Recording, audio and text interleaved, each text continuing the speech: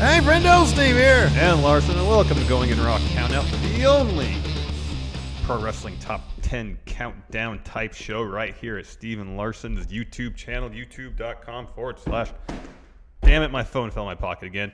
Steven Larson. Well, that's not a reason to restart. Power through. And we're also available wherever fine podcasts are found, including CastBox. We've got a great partnership with CastBox. Check out the app, please. Yeah, you can go to Going in Raw. You can subscribe to us. Yeah. That helps us. You can leave a comment. And in response, we might leave a response back that says, Thanks, friendo. Thanks, friendo. We're also at Pro Wrestling Tees, where you can get this shirt. ProWrestlingTees.com/ Going in Raw. We're also on Patreon, patreon.com/ Steven Larson. Mm-hmm. Now, we know from personal experience, Larson, that repackaging sometimes is necessary to survive the landscape. We used to be a gaming channel. Yeah. That didn't work. Nope. We did pro wrestling. That works. That works, exactly. And so in the world of wrestling, there's been many times when wrestlers who were saddled with either a gimmick or a lack of storyline that, all wasn't playing into their helping out their careers. They weren't getting ahead. And so, or they just needed to freshen up. So a repackage happens. Yes. And a repackage can come in a variety of ways. It could be taking one character and just turning that actor, that wrestler who's playing that character, into a completely different character. Or it could just be a character who gets some tweaks, some major tweaks, and they're repackaged as, a different type of character, variation on that character. For example, a heel or a face turn or a new approach that character might take to their performance. A couple names we left off this list. Chris Jericho, who was expert at reinventing himself. Reinventing himself. Kind of like, this is an odd analogy, but kind of like Madonna. Back in her heyday, for those 2 decades, she was really, really strong. She was really good at reinventing herself album to album. Chris Jericho, kind of the same. Whenever he came back, he would tweak something. He would do something a bit different. Probably the largest wholesale change he might have ever done was his Anton Chigurh. Yeah, 2008, 2009. Inspired a character when he had that great feud against Shawn Michaels. Right, yeah. Where he really changed a lot of what he did. Yeah. Changed like the cadence and speed of his speech. Yeah. Dressed in nice suits, all that kind of stuff. Right. So he didn't really make the list, but that's because that was more sort of his own wanting to stay fresh as opposed to, hey, this isn't working, we got to change something. Also, WCW did this a lot. Well, I don't think they initially changed character because something wasn't working.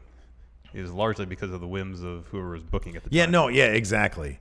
And so, and they've been like throughout history, been all sorts of weird, goofy ones, but we chose like the 10 sort of biggest repackages we could think of. Most successful, you could say. Yeah, most successful too. Like this, like Glacier turning into Coach Buzz Stern. He's not going to be on the list. Chavo Guerrero turning into Kerwin White. Definitely not on this list. So let's. Oh, someone we could have put on. I see is 8x10 over there. Raven. Yeah, I thought about Raven, and he would tweak his character. Well, what you mean from like Scotty Polo? Yeah. Oh yeah. That was a pretty big repackage. So let's get started here. Yes. Number 10. 10. Matt Hardy. Now, obviously, these days we see a much different Matt Hardy.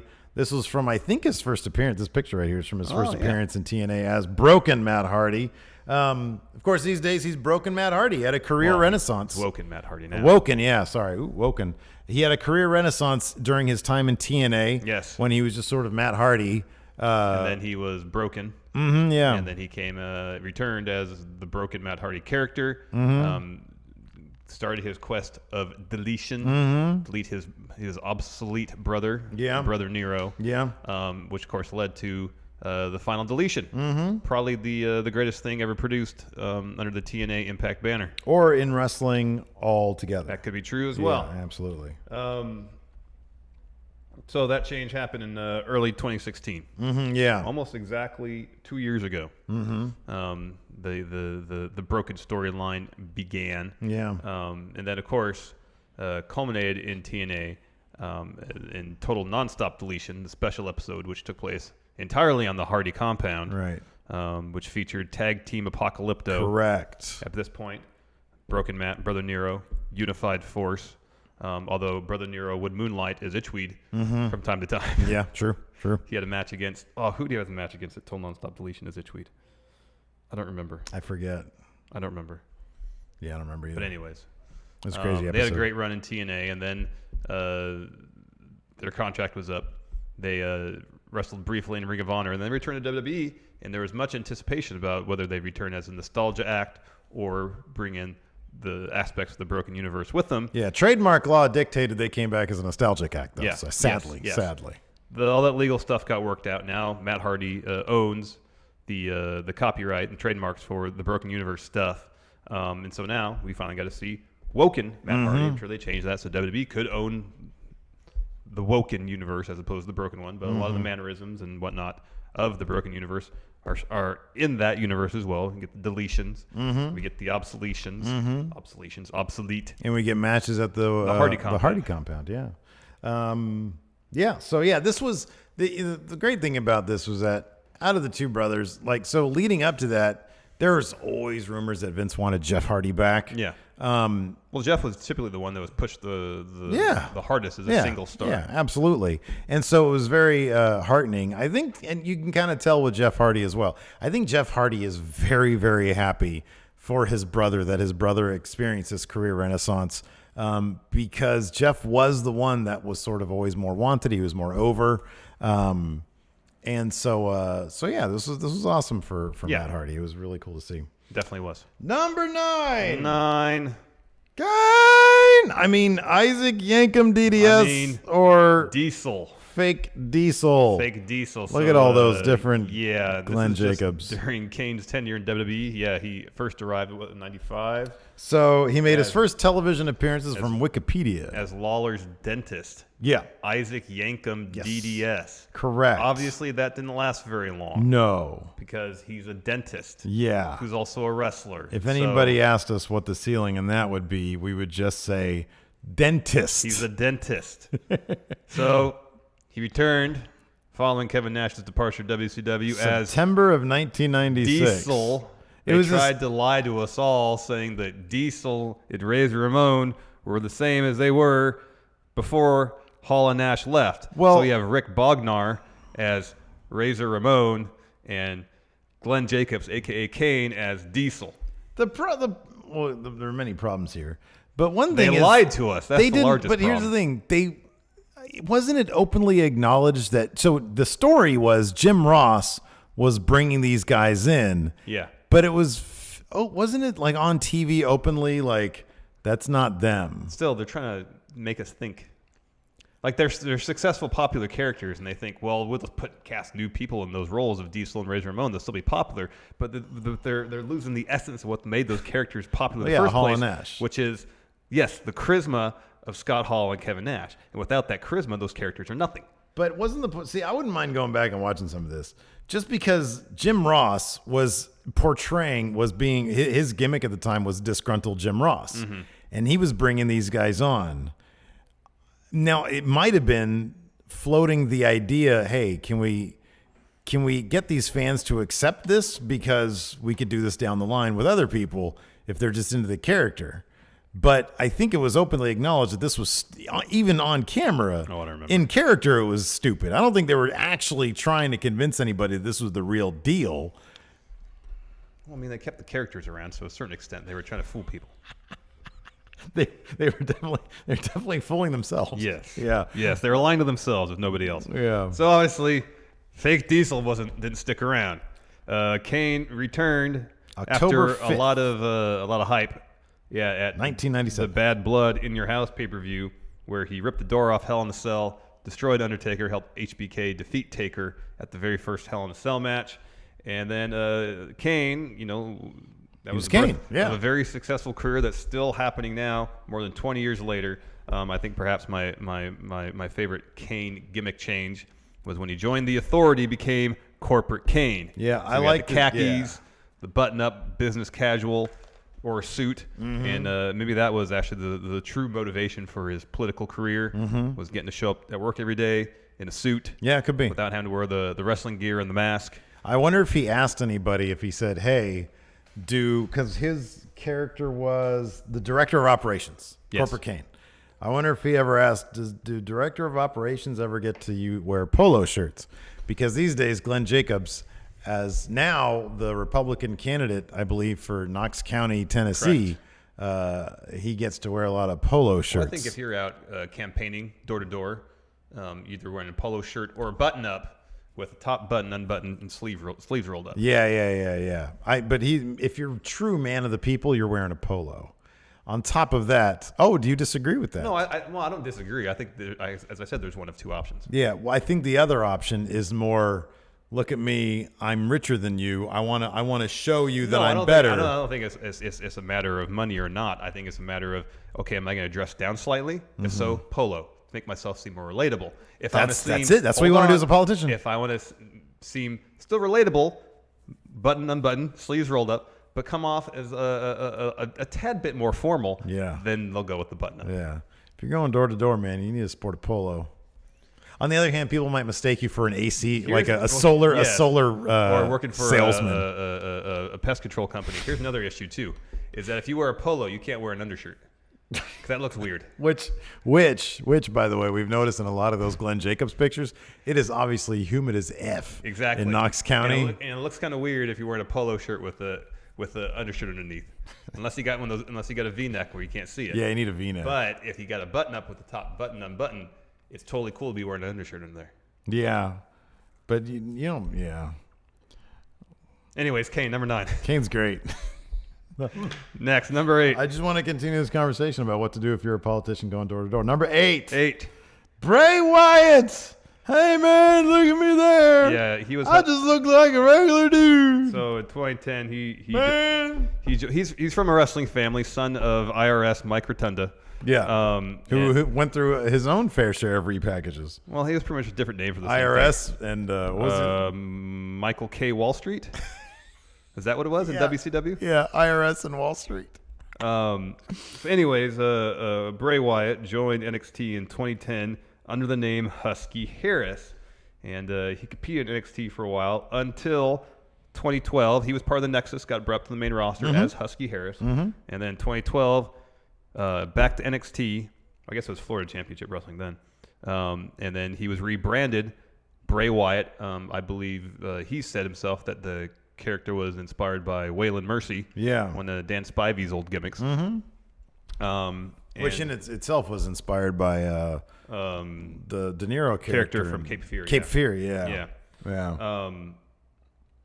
Anyways, FCW rebranded as NXT. He stuck around there. He made his debut on NXT TV on July 11th, 2012. Sorry, it was VK Wall Street, not Michael K. Wall Street. Sorry. And he defeated Aiden English. I watched a lot of the NXT from then. Aiden English was essentially the jobber to the stars at that point. Oh, yeah. Jobber to future stars. There you go. Because whenever somebody would debut, it would be against Aiden English. Yeah. And that Aiden English would always lose. Yeah. When Bray Wyatt got brought up to the main roster, it felt like a breath of fresh air because it was a new character that we hadn't really seen before. He wasn't quite supernatural, but there was hints of that. He was this charismatic leader type that was different and fresh, and it seemed like he was on the precipice of really great things. His first major feud was against John Cena. Yeah. And they had a match at WrestleMania 30 that if Bray Wyatt had some way won the war, he didn't necessarily have to win the match. But if there were one of two things. If he had beat Cena because Cena couldn't bring himself to use the chair to defeat Wyatt, that would have been huge for him. If he had managed to get Cena to use the chair to beat Bray Wyatt, again, he wouldn't have won the battle, but in the larger sense, he would have won the war. That would have been a huge step forward for him. Neither of those things happened. He lost clean to boring face Cena. And yeah, he'd pick up a win over Cena later on down the line, but that seemed to be, in a nutshell, even back then, really what they thought of the Bray Wyatt character. A character with a ton of potential and a ton of potential to make the company boatloads of money that they never fully invest in. We saw most recently with the Randy Orton storyline. There was a wealth of options in front of them to make an interesting storyline, and out of that, an interesting Bray Wyatt. They chose none of those options. Instead, chose boring face champion Randy Orton. Yeah, it is. I said this, I think, in the episode that's also going up today. Top 10 WWE guys now who need a repackage. That they're really hesitant to disrupt the status quo and it's really, I think, hurting the product. Yeah. But in any event, the actual repackage from Husky Harris to Bray Wyatt is one of the most successful repackagings I can think of pretty much ever. There was like a month maybe where the crowd was chanting Husky Harris. Oh, dude, I will tell you this. And then that stopped. Maybe it was more than this. I only actually remember one instance on TV of hearing the chants. It might have been more. Maybe I just wasn't paying attention after that. But one time I noticed it, and I never noticed it again. It was so well done, and people wanted to buy into this character so much. Mm-hmm. And hey, he's tag team champion right now. You and I both understand he could have sold a lot more for the company, and that's what we think, anyways. Yeah.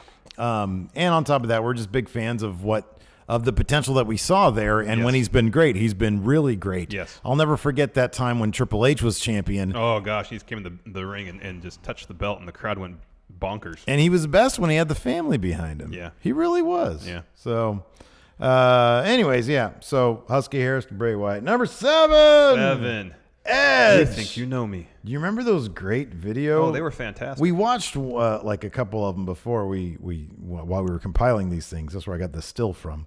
So Edge, when he was about to debut in WWE, they did these really cool vignettes of basically just Edge just milling about. Yeah, it's B-roll with some really interesting voiceover going on. Yeah, it was really, really well done. It was like, it was all just, like you said, B-roll. It was just footage of him milling about town, watching trains go by, walking around the streets at night. But it was also shot kind of very guerrilla style. Yeah. It looked like it was VHS or VHS. Oh, man, it was looked really great, grainy, video. But all a lot tinted. of texture to it. Yeah. And so anyway, he was sort of this mysterious guy. That was his thing. He was very mysterious. Yeah, and he had like a Matrix kind of leather jacket. Leather jacket, and he had the wraparound sunglasses. Yeah. The problem with that is that you couldn't really do much with just mysterious guy because eventually you have to know who he is. Mm-hmm. He ended up feuding with the Brood or with Gangrel and Christian rather, and then they brought him in. And I do remember there was never really a reason. They never explained why he ended up joining the Brood. Yeah. They didn't do that. But he joined the Brood. Then he became vampire guy because that's what the Brood were. They were vampires. Yeah. And they became part of the ministry. That's right. Yeah, they did. Yeah, that's right. Yeah, they did. Yeah. Eventually, Edge and Christian split, formed their own very successful tag team, and they were just kind of goofy guys. Yeah, they were just dudes. They're just dudes. They were just regular dudes. Because I think Gangrel turned on them and then joined up with didn't the Hardys become the new Brood? Yeah. Yeah, something like that. And so that left them without their vampire powers. Yeah. And so after TLC or something, that's when they started doing the comedic stuff. Yes. Because they were legit. You guys know, you probably listen to the Edge and Christian podcast and see the show. Really, really funny guys. They're hilarious. Yeah. And have tons of chemistry because they've known each other forever. Of course, that's when they were doing the 5-second pose thing. And then after they ended up breaking up, Edge went on a singles run, and eventually... It was about 2004 that he started becoming the rated R superstar. Sex man. Yeah. Super sex fiend, violence guy. That was around the time that he and Lita were getting together. He was pursuing world titles, and he was being more heelish. And of course, this all culminated when he cashed in the very first Money in the Bank contract on John Cena. And then had sex. And the next night on Raw, live sex show. Live sex show in Lita. So he went from vampire, mysterious guy. Mysterious Matrix guy. To vampire. Vampire. To goofy non-vampire. Dude, man, yeah. Yeah, no longer vampire. No goofy longer man. vampire, yeah. Was that for a while. Yeah. And then sex crazed, heel, ambitious guy, violence man. Yeah, totally. Who takes women from his friends because around that. I think that's they had to turn him heel because it got out that Lita and him were shacking up. Yeah. Behind Matt Hardy V2's back. Yeah. That's back when Matt Hardy was internet. So Matt, that's what. Actually, he was more like real player. Because remember his thing came up and it was like a real player window. That's what we forgot to mention is Matt Hardy, before he was broken Matt Hardy and he was regular Matt Hardy, he was Hardy Boy, and then he was vampire, and then normal guy. Extreme. Yeah, Team Extreme. That was Michael Hayes. Or was that Michael Hayes at the very beginning? Michael Hayes was very brief, but it was all Team Extreme. And then when he went solo, he was internet. He was internet. Yeah, he was internet. Oh man. All right. Let's see here. Oh, let's go next. Number six. Triple H. Look at H face. We're not even going to really talk about. Look at that. Look at my face. We're not really going to talk about Terra Ryzing, his WCW days. This is strictly WWE, WWF. He debuted kind of in roughly the same gimmick he had in his latter days in WCW. Right. He was Hunter Hearst Helmsley, the Connecticut Blue Blood. Yeah. You know, he was an aristocrat essentially. He was a rich dick. Yeah. Yeah, exactly. Yeah, and like who in 1996 does this stuff? I know. Nobody does that. Nobody does that. So was that like the original time traveler gimmick? Well, I think it's because no one did it and it seemed really snooty. Yeah. That they probably thought, well, people are going to hate this. I mean, is that like, I know rich kids these days just Instagram their Ferraris or their, Maseratis or their watches or whatever. Now I'm just thinking of Baron Corbin. But like, rich young kids, trust fund babies or whatever, they take a picture of them on a yacht or whatever. Again, I'm thinking of Baron Corbin. Back then, did rich kids curtsy? I don't think so. I don't think so either. So I think Triple H's original gimmick was time traveler. Could be. So eventually, instead of being a rich dick, he started talking about dicks. Exactly. So he transitioned after the Madison Square Garden curtain call incident with the Clique, where they all, divulged to the world that, hey, we're all friends. We're all buddies. Sorry, kayfabe, but we're all friends here. He was punished for like 18. Was it a year? 18 months? About a year. I mean, he jobbed to the Ultimate Warrior at the following Mania in about 2 minutes. So he was gonna win King of the Ring '96. Right. And then he lost to the Warrior in record time. But eventually he found his way out of the doghouse and joined up with DX, where they would talk about, dinguses and saying bad words and China. And he wasn't doing any of the snooty rich guy stuff anymore. He wasn't doing any of that stuff anymore. He was cross-chopping. He was great. He was cross-chopping. That's a good Drew McIntyre cross-chop there. Anyways, Triple H, he was DX. But then at WrestleMania 15, him and China left DX and joined, and then eventually formed she didn't. It was the corporation, and eventually became the corporate ministry. Right, and it was like the McMahon Helmsley faction thing. Yeah, and through all that, he became the Game, the cerebral assassin, and he had his reign of terror, his golden shuffle. I find it funny. Exactly. And then now, perhaps his greatest gimmick change to executive. to global localization is the way of the future. I'm going to bury the entire world. So yeah, I mean, that's like one of the biggest transformations ever. This is Triple H. Anyway, let's look at that. Look at that friggin' face, man. That's great. Look at all those great faces. Best face in the business. Oh my gosh. All right, number 5. Sting. He went from telephone operator to angst-filled rafter dweller. I'm sorry if you guys are listening to this. We have like the picture. Yeah, sorry for those of you who are listening just the audio. We got the pictures up here. So Sting really made a name for himself. Yeah. In the NWA early days of WCW as a surfer dude, Sting with the face paint and the blonde crew cut. No, before that, no, he was part of the Blade Runners. Yeah. With Ultimate Warrior. Right. But, he really grew to prominence as Surfer Sting. By the time 1989, he came in 87. By the time 89 rolled around, he was the icon. He was the franchise. Yeah, Prime Sting. But they needed a foil for the NWO. Yeah. And who better than the franchise, the icon Sting? So he started growing his hair out, wasn't bleaching it anymore, started wearing darker tights, still did the face paint, and he disappeared for a while. Yeah. And then the NWO tried to fool us all with NWO Sting.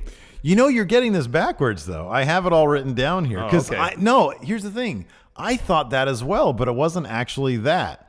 So there was an NWO Sting before Sting really went all in on the Crow stuff. Oh, interesting. They were doing like an NWO, because do you remember in World Tour, NWO Sting wasn't always the Crow. Like there was Sting started growing his hair long and not bleaching it. And he would keep and so he was getting a little bit like thematically darker shades of, his colorway was darker. Yes. And so let's see here. And why do they think he was fooling anybody? Okay. Or how do they think they were fooling anybody if they had NWO Sting hanging out with them, but then right over there is real Sting? So this is what I got from sense. Wikipedia.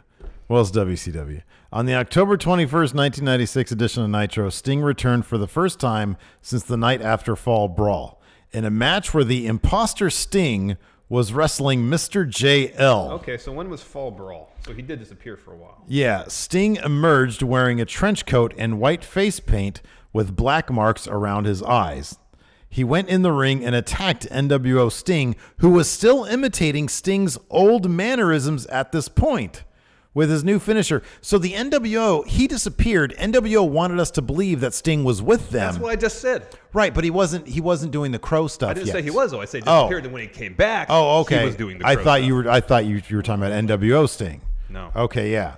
But no, yeah, you didn't know that NWO Sting was doing his old mannerisms. They made it look like it was old Sting. But the way I thought you were saying it was like Sting was still around, whereas NWO Sting was hanging out with the NWO at the time. I was like, why did they think they're fooling anybody? I'm sorry. No, I wasn't. Like I knew Sting disappeared for a while. Yeah, he took off. So anyways, Sting adopted the full crow gimmick, hung out in the rafters, and didn't speak a word for basically a year. Yeah. Which was pretty ballsy. Yeah, it was pretty neat. So like every episode of Nitro would end with the NWO laying somebody out, Sting showing up in the rafters, rappelling or down, and beat people up with a baseball bat, or they would just cut to him in the rafters and then cut to Robin Hood. Yeah. And that lasted for the better part of a year. Mm-hmm. Blow off, of course, Sting versus Hogan at Starrcade 97. And despite Hogan's best efforts to pick up the W, Sting did win, kind of, and get that title, but even though they vacated it afterwards because Hogan made the finish all screwy. It was terrible. Just absolutely terrible. Yeah. NWO Sting, who could forget him? And then, there was the Joker Sting in TNA. Yeah, that's non-canon. Terrible. Just awful. Anyways, let's continue on. Number 4. Because, the NWO Sting, if we can get a little heated talking about all the NWO stuff. Because it was all over the map. Oh, it was. Yeah, man. Number 4. The Undertaker. Yeah, he went from dead man. I really like motorcycles. To motorcycle enthusiast. Oh, man. So look at me and my motorcycle. He was hurt. Still using the dead man gimmick. Mm-hmm. And then he returned on May 20th with a new gimmick. Yeah. Getting rid of the dead man stuff, replacing it with choppers. Mm-hmm, yeah. New metal. Oh, I love corn. And a lot of beanies. Yeah, I got my beanies on. During this run as the American Badass, he was named after a Kid Rock song, apparently. Yeah. He formed the Brothers of Destruction with KANE. Mm-hmm. So he was... Yeah, it's weird. Why didn't they do that when he was dead man? It made more sense because that was the whole thing. Right. So Kane's brother is just a motorcycle enthusiast at this point. Yeah, exactly, yeah. Then he turned heel in late 2001, kept the basics of the gimmick, redubbed himself Big Evil. Yeah. So even he had, within his repackaging, he had a sub-repackaging. Mm-hmm. Yeah. Big Evil. Yeah. And then, he went back to being dead man in 2004. And since then, he's been kind of at various points an amalgam of all his various iterations. Yeah, like when he was certain aspects of some of them. When he was feuding with Brock, he was doing the MMA Big Evil stuff. Well, he still wears the MMA gloves. And he wears the gloves, yeah. But lately, it's just been nostalgia. Mm-hmm. You're kind of hoping he'd come back as American Badass. I know. For his match against Cena. I'm still hoping for that. No, if they weren't going to do it then, they're not going to do it now. Oh, you don't think so? No. Man. Hey. What's your favorite version of Undertaker? Whenever he came out to Rollin' by Limp Bizkit. That was dope. Come on, man. That was rad. So Get out of here. American Badass. Yeah. It's the best taker, man. There you go. You're in it. No. You have a really squeaky chair. I know. Thanks to you. Rolling. How long have we been in office now? I don't know, about a month or so. Yeah, I know. It's been a while. Just noticed the square was square. This chair was squeaky. He returned to the dead man gimmick in 2004. Yeah, I said that already. He's been dead man ever since. It's been 14 years. Jeez, man. Went back to being the dead man. But that's a pretty massive change to see the Undertaker as supernatural force imbued with the powers of the darkness. Powers of darkness. Just being a biker guy. Vince, I'm tired of all this makeup and crap. All these the lightning is too loud. Yeah. I mean, the thunder's too loud. Yeah. I want to hear the thunderous roar of my chopper. Vince, have you heard this new band called Limp Bizkit? They're great. Get it? How they don't spell biscuit with a SCUIT like biscuits and gravy. They spell it like with a Z. I want them to be my new theme music. They have this real great track called Rollin'. I come out on my bike, and sometimes I'll even wear sweatpants. He's tired of wearing all the opulent gear from the Undertaker and just want to be comfy. Hey, from like piggybacking off our other episode today, he's going to be the leader of the Kirkland brothers. There you go. Mark Kirkland. I really love Costco. All right, let's move on. Number 3. Where is it? Here we are. The Rock. Look at that baby face right there on the left-hand side with all the weird costume shenanigans going on. And then look at prime 1998 champion Rock with his, it looks like it's laminated, his jacket, shirt. Is it a shirt or a jacket? A shirt, I can't tell. It's a shirt. Anyways, yeah, so when they first debuted The Rock, he was the blue chipper. Yeah, Rocky Maivia. Right, he's third generation superstar. Debuted in 1996, and he was instantly pushed down the throats of everybody. You guys are going to love him. You guys need to love him. Love him now. Yeah, that was pretty much the gist of commentary during all of his matches as Rocky Wow, Maivia. isn't he great? Ain't he great? Yeah. Within like 3 months of his debut, he won the Intercontinental title. Right. And right about that time, I believe, the fans in attendance at all the shows started chanting, what? Die, Rocky, die, and Yeah, Rocky sucks. They weren't into him. No, not at all. So following an injury, he turned heel, joined the Nation of Domination, and started referring to himself as The Rock. Yeah, kind of crazy that they took a guy who the crowd was crapping all over, and then they changed him. He was off TV for a while. He came back. Yeah. And they did something different with him. Yeah, they did something different with him. Guess what, Steve? It worked. It worked. Now He's the most highly paid movie star in the whole world.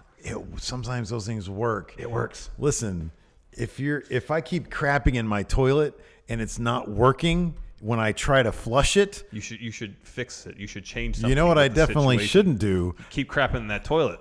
You know what's going to happen if you do You that? have too much crap in there. It's going to back up when you crap. Your crap's be touching gold crap. Eventually, that crap's going to crest and touch my butthole. Yes. You know what? Nobody likes crap buttholes. No. So sometimes you have to change things so you don't have crap touching your own butt. Exactly. Oh, I got a notification from next door. Somebody found a dog. Hopefully, it's not mine. Oh. So anyways, of course, The Rock, one of the most successful characters in the entire Attitude Era. Mm-hmm. And then this new Rock gimmick started getting himself so over, he was on the precipice of being forced to turn face. Yeah. And they did a ballsy thing. Did they turn him face? No, they turned him heel again at Survivor Series 98. Man. Made him even Deadly bigger. Games tournament. Secured his first WWE Championship, all setting up for a match against Stone Cold at WrestleMania 15. Greatest rivalry of the Attitude Era. Yep. One of the greatest rivalries of all time. All time. And The Rock, went on to become one of the top stars of the Attitude Era. Top movie star in the world right now. Mm-hmm. So sometimes, you just have to, when things aren't working, you change them. What's a bigger rivalry, Rock Austin or Bruno versus Backyard Dweller? I mean, Larry Zbyszko. Yeah.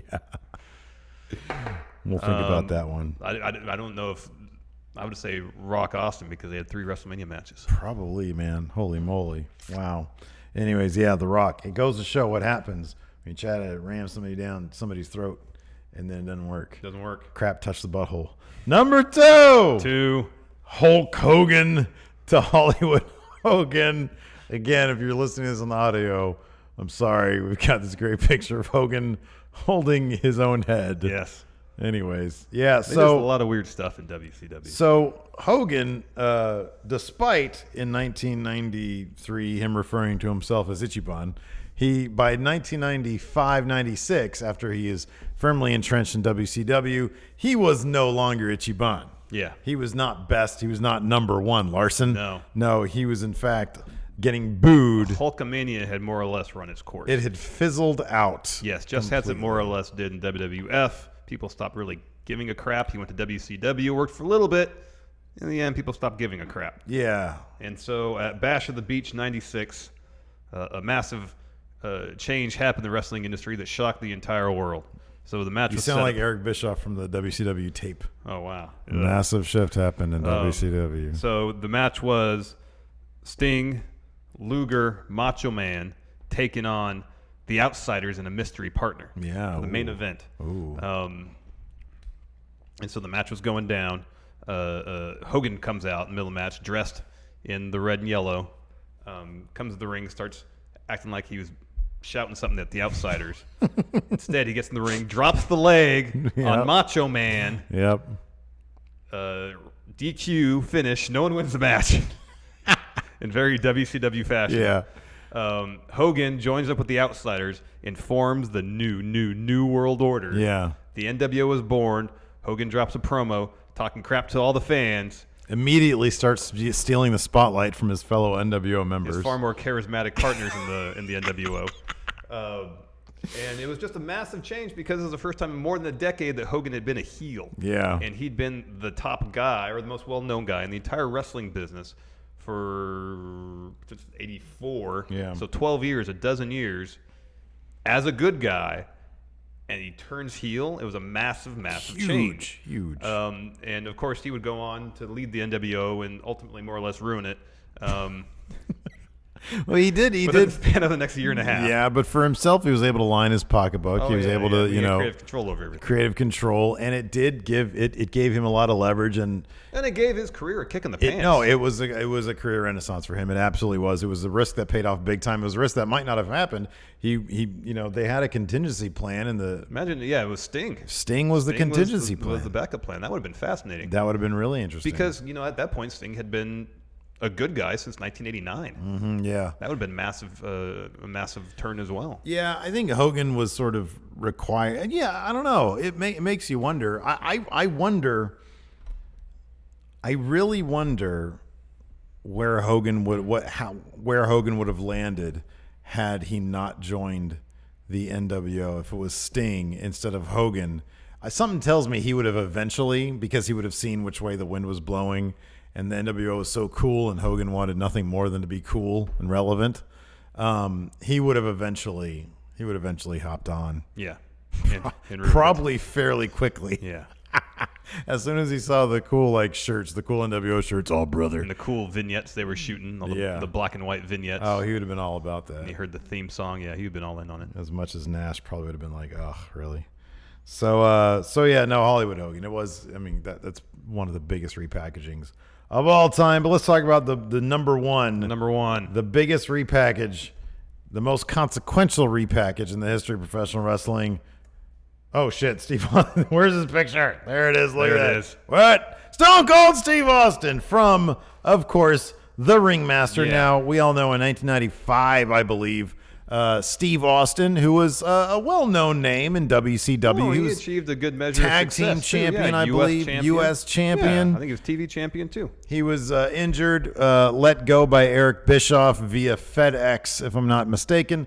Goes over to ECW, cuts a bunch of blistering promos on WCW, on Eric Bischoff, on Hulk Hogan. Has a couple matches there before Vince calls him up and says, "Do you want to come work for me? We'll call you the Ringmaster." Yeah, they brought him in as the Ringmaster. In early 96. And he had some weird green. I mean, it's weird now because of what we know he became. But, they shaved him, gave him a crew cut, basically. Yeah, it was really short hair. Yeah. He had green trunks, and he was given the $1 million title by his manager, Ted DiBiase. They kind of stripped him of personality, too. If you take a look at his run in WCW, especially the stuff he was doing with Pillman, oh yeah, his charisma was evident. Mm-hmm. It was so there. It's a shame that it was overshadowed by these other big names they were bringing in, these nostalgia acts essentially, because he could have been obviously a foundational piece for WCW if handled correctly and if pushed correctly. We found out later on, of course, that Vince was the guy to sort of. Or Stone Cold himself, really, coming up with that persona. He was tired of the Ringmaster name, and so he watched a documentary on this mafia hitman who dubbed himself the Iceman. Yeah, and so I guess Austin pitched this idea of his character be based on this hitman to WWE, and they gave him the following names: to adopt. Yeah. Otto von Ruthless, Wow. Ice Dagger, Fang McFrost, Oh my gosh. Chili McFreeze. It's hard to believe any of those are real. I know. That's weird. Obviously, he didn't like any of those for good reason. No. And so I guess he was having tea with his wife, Which is amazing. and his wife said to him something along the lines of, "You better drink that tea before it gets stone cold." So she said, "That's it. That's your name." My name is Stone Cold Steve Austin. Way to go, you dumb son of a bitch. You just made my name. And so he shaved his head, Yeah. grew out the goatee. Stone Cold was born. Yeah. Ditched the green trunks, put on some black ones. Yeah. Got dumped on his head by Owen Hart. History Yeah. was made. History was made. Yeah, no, the Stone Cold persona obviously became the biggest draw in the history of the WWE, and to this day, he's still, beloved by people and fans everywhere. Yes. So yeah, that repackaging right there probably. I mean, look, WWF had plenty of huge talent, but nobody drew the way Stone Cold drew. Nope. And he was kind of, for that period there, that very crucial period, 97, 98, and 99, that thing that sort of held the WWE, he was the glue, that marquee. Well, we saw talent. the power of the Stone Cold character after he turned heel. Ratings went in the toilet. And even during his injury absence, when WrestleMania 2000 came upon us, and we were left with that crap Fatal 4-Way, which obviously wouldn't have been the case had Stone Cold still been around and he hadn't been injured. We would have gotten another Stone Cold main event. It would have been fantastic. Yeah. And so, he was the glue that kept that place together. And yeah, like you said, when he turned heel and it wasn't Stone Cold the way we knew him and loved him, things went south very, very quickly. So that repackaging of the Ringmaster to Stone Cold Steve Austin, arguably made the WWE what it is today. It's just a shame that they cannot learn from their successes in the past. Oh, I know. You want to spike ratings?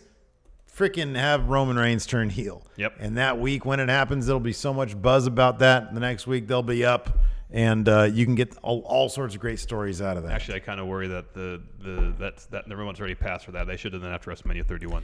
If he did that, if he did something so shockingly heel, I'm telling you, man, that's the way they should have gone. Seth versus Brock at SummerSlam. Yeah. Roman wins Money in the Bank. Cashes in on Seth. Cashes in a true heel fashion and holds that belt up. And from then on, he's freaking heel That would Roman be a good idea, Reigns. but it doesn't look like they're going to do it. Nope, it doesn't. I don't think I'm going to do it. Anyways, that's it for Countout. Thanks so much for tuning in. Be sure to check out the other video we got up today, or the other audio podcast we have going up today. Top 10 WWE superstars right now who need a good old-fashioned repackaging. Until next time, we'll talk to you guys later. Bye.